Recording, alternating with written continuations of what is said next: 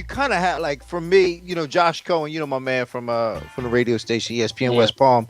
He had already talked about, hey, I already booked a room for us to go. We don't have to go to the event, but we have to be in Vegas that weekend because that's the perfect opportunity to get out there, and just you have to be there. You have to be there, man. Yeah, Even if you're watching it there, you have to be there. You have to feel the air and breathe in the moment, because this is a once in a lifetime moment with two guys that are kings in their combat sports, and they're gonna meet. And they're gonna meet at a time where both sports are popping. It's not like the 6 years later when Floyd Mayweather fought Pac-Man. This is something that's been talked about for under 12 months, and they produce. So we will be there. And to be honest, me and Conor ain't really saw eye to eye on a lot of things. At the end of the day, I still want to scrap him, but I'm betting on Conor. You know why? Why? I bet $1,000, I win $6,500. Bet $2,000, $13,000. This is freaking combat sports. Anybody got a chance at all times. So I'm willing to lose for the chance to win, because that's crazy that somebody that is that big of an underdog. Like, on paper, you and I can see why. And I think it might go. Who knows? It might go. I might be able to bet $100 to win 1,000. It might be plus 1,000 at the end of the day once people really start putting their analytical hats on this fight and the style matchup. But I don't know, man. I don't think he's gonna win. But if he proved me wrong, I at least want to cash in on it. I mean, honestly, I'm a Conor fan in the sense of, like, I love his mentality and his approach to his life, as far as, like, you could tell he studies and he's got a belief in himself that not a lot of people have, and, like, that's admirable. So part of me is like, man, you know what? If he does it, like, for him to believe in himself that much, to want to fight Floyd Mayweather, part of me is kind of like, man, I kind of want to see, what I'm saying? Like, if he believes in himself that much and really, puts his balls on the line and trains really hard and really believes that he can win, I don't think he's going to win, but you kind of want to say, man, if he does it, man, good for him. Well, you think about it this way. We talk about this all the time, and this is one of the key points I bring up when we're talking about basically self-belief. Self-belief is one of the most dangerous weapons a fighter can have. When you go out there, you're not expected to win, and the odds are not in your favor, and you have nothing to lose. When you go out there and you say, hey, you know what? I don't give a F. I'm finna try to come and clean this dude head off his neck, off his throat, and win this fight.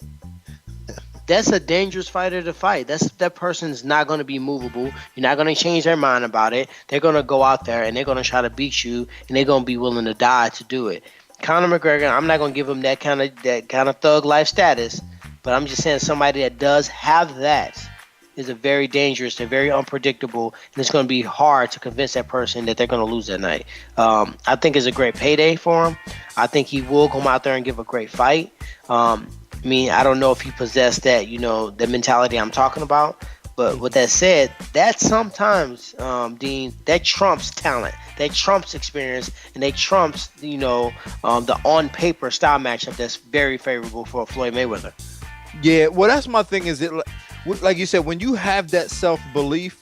So here's my thing. Like, Tyron, I've been dealing with fighters for 20 years, and sometimes guys just underperform because they don't have self-belief, so they don't really give their 100%.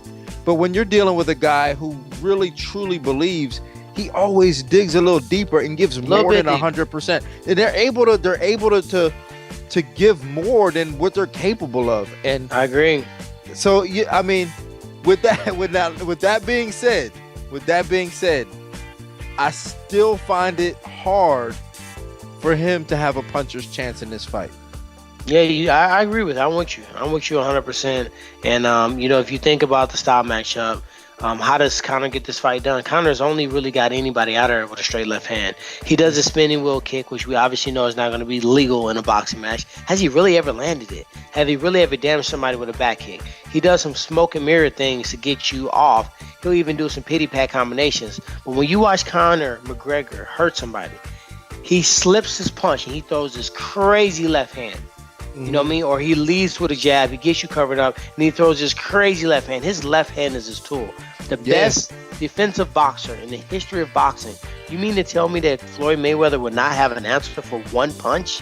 Like, that's what. Yeah, that's kidding me. Yeah. Like the way I mean, everybody's saying, he has a puncher's chance. They're going to get in there. They're going to fight. He has a puncher's chance. But we're talking about Floyd Mayweather, who is a defensive genius. I find it hard. I just can't believe that he's going to go out there and be in a position and allow Conor to get in a position to get that puncher's chance off. You know what I'm saying? Floyd's not going to take chances like that. He's going to use his movement and footwork early to really make it hard for Conor to get his hands on him. And he's going to try to embarrass him. He's going to try to make him miss a lot. He's going to make him doubt himself in there. You know more than me. Just sparring with you. Remember when I first started sparring with you? I was in the greatest shape on earth. But if you made me miss 10 punches and you made me pay and I wanted to get out of the round and I couldn't get out of the round, that exhausts you. It's called the mental anxiety. When you feel like this person's better than me. I can't hit them. They're faster than me. There's just so much, they're just so far ahead, I can't catch up. That's the type of anxiety that Floyd Mayweather produces, and that's the kind of anxiety he would do to a guy who's not a professional boxer, who has never competed against a top level boxer, who against an average guy on YouTube is getting picked apart by a guy that's nowhere the caliber of Cotto, Manny Pacquiao, Shane Mosley, Oscar De La Hoya, all these different guys, legendary, that have been beaten by Floyd Mayweather. So I'm excited about the fight, but we do have to keep it real. Yeah, man. I can't imagine Floyd going, all right, you know what? I'm gonna stand here and let him get a couple punches on. No, that's never gonna happen, man. Like I can't. Like I don't know what. It's reactionary and impossible. Yeah. He's a program. He's built his body to react. Whether Floyd Mayweather's want to or not, a punch is gonna come. His body's gonna move by itself. He's built those reactions with drilling, technique, over and over again, muscle memory, pad work, and just experience on being in there, watching somebody's hips, watching somebody's eyes, their chest opening up when they want to throw a big shot. He knows how to move. He knows how to switch stands. He can fight 3 or 4 different styles, man. He can lead with a check hook like he always do, catch people coming in. He can be really offensive. He can be really defensive. He can counter well, and he can make you miss, and he can make you pay. He's a right-hand roll, right-hand king, and I think we've seen it against some of the best guys. Canelo. Canelo? Like, I know. Canelo right on the Floyd, to me, man, he might be that guy. And he made him look stupid. I know. Yeah. I can't wait to see it. I'm walking out with Floyd. I'm hitting him up. Floyd Mayweather, if you listen to the Morning Wood Show with these nuts, guess what? Justin Bieber sat down somewhere. You done walked out with him a couple times. You done switched your hairstyle too much. We already know y'all cool. Guess what? I'm going to change the game of all the MMA fans, all the UFC fans, Dana White, everybody going to be mad at me, but I'm walking out with Floyd. Now what? See that? See? You put it spoke it into existence. Yeah, we were talking in the gym the other day, King Mo and Dia Davis, and they were talking about, they had heard that Floyd had been in the gym busting his sparring partners up already.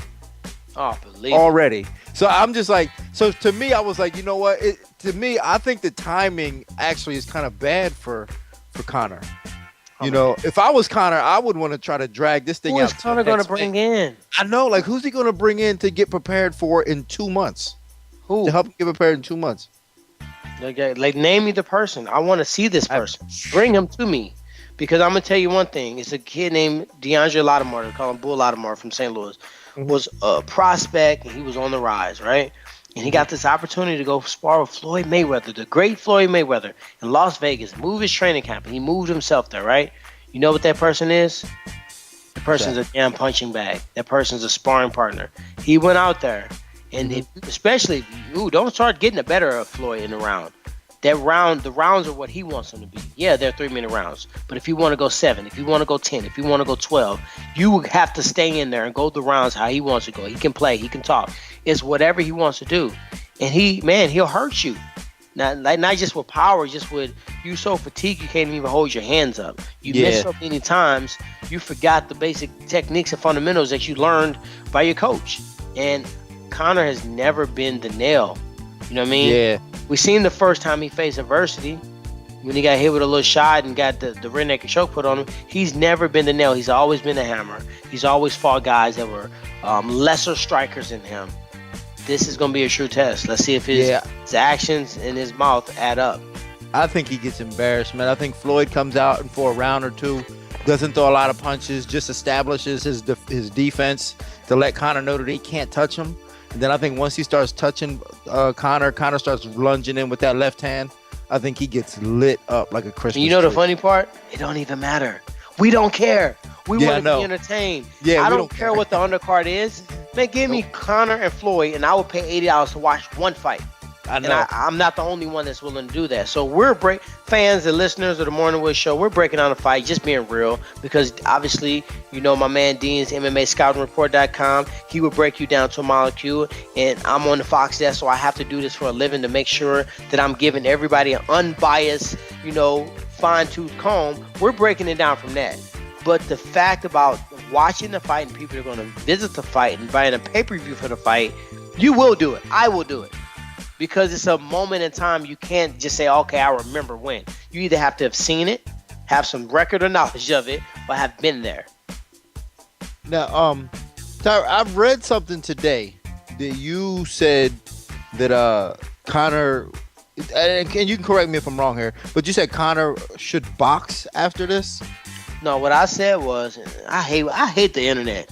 Yeah. You people just don't even do no research no more. Ain't nobody reading no newspaper. If something on the internet become the law, Wikipedia is the law. Like, people don't do no testing for themselves. So I appreciate you, Dean, for asking me directly. What I said was, I think that after Conor McGregor fights Floyd Mayweather, it depends on the result. If he fights Floyd Mayweather and he wins, I believe there either going to be a rematch where he's now I'm the 18. You get, you know, this amount of money. I get that amount of money. I think that'll happen. Or, you know, if he loses, I think he could potentially come back and fight in the MMA. But tell me what fight is going to entice him. What fight's going to be that magnitude after you came off fighting Floyd Mayweather? And he's not going to be hurting for money. So it's going to come down to a motivation thing. Is a Nate Diaz trilogy, is that the next fight? You fought the dude twice. You went up and fought and won the belt. You went to go fight Floyd Mayweather. Now you're going to come back and complete a trilogy? Like, really? Like, you're going to fight Dean? There's no way. A very dangerous opponent for yourself. You're going to fight Tony Ferguson or Habib, where they're not going to partner with you on selling the fight? I mean, the only fight that I think makes sense is Georges St. Pierre. And we all know Georges St. Pierre, he playing everybody. I don't think a bone in his body want to fight. So ain't that the truth? Yeah, my gut says that he's gonna go out here in victory. He's gonna fucking maybe rematch, or he's gonna maybe somebody else want to fight him. Maybe Errol Spencer, maybe freaking Canelo, maybe Amir Khan, maybe Adrian Broner. Somebody's gonna start barking again. And if they bark and they start going 50 million plus, what person in their right mind wouldn't take up on that?